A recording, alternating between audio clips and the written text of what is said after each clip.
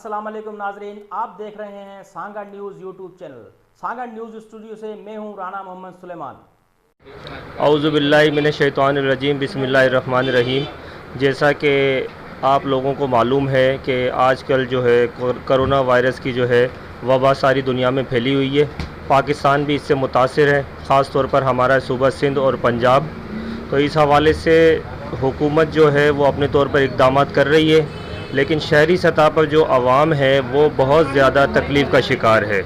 کیونکہ کاروبار بند ہو گیا ہے اور دیہڑی دار جو طبقہ ہے وہ مسلسل پریشانی کا شکار ہے، راشن اس کو نہیں مل پا رہا، اور حکومت کی طرف سے احساس پروگرام میں بھی چند لوگوں کے علاوہ کافی افراد جو ہے ایسے ہیں جن کے نام اس میں شامل نہیں ہوئے ہیں۔ ضلعی سطح کے اوپر اور شہری سطح کے اوپر انتظامیہ کی طرف سے کوئی ایسی پالیسی نہیں بنائی گئی جس سے جو غریب طبقہ ہے، جو دیہڑی دار طبقہ ہے، اس کو راشن آسانی سے مل سکے اور وہ اپنی لاک ڈاؤن کے اندر جو ہے اپنی جو گھریلو ضروریات ہے وہ پوری کر سکے۔ تو حکومت کو اس کے اوپر جو ہے توجہ دینی چاہیے، اور جو انتظامیہ ہے اس کا جو رویہ ہے وہ بھی عوام کے ساتھ اچھا ہونا چاہیے،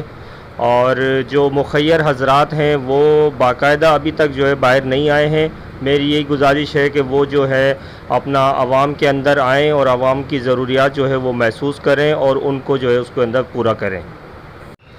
ٹنڈ و آدم میں الخدمت اور جماعت اسلامی جو ہے وہ اپنے طور پر اپنی حیثیت کے اندر جو ہے عوام کے ساتھ تعاون کر رہی ہے، راشن کے حوالے سے اور ماسک کے حوالے سے۔ انہوں نے کئی سینکڑوں خاندانوں کے اندر جو ہے اب تک راشن تقسیم کر دیا ہے، اور شہر کی تمام مساجد، مندر، امام بارگاہوں،